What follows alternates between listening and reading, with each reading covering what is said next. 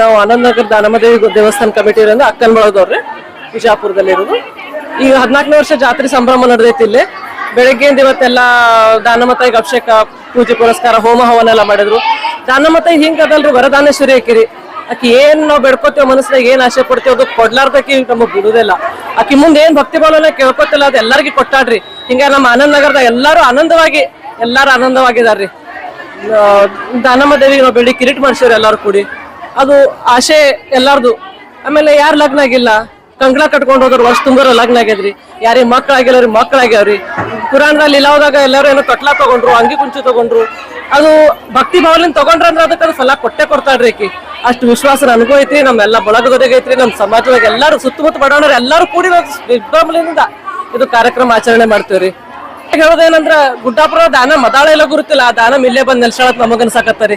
ಆಕಿನ ಎಷ್ಟು ಭಕ್ತಿ ಮಾಡಿದ್ರು ಆಕಿದ ಎಷ್ಟು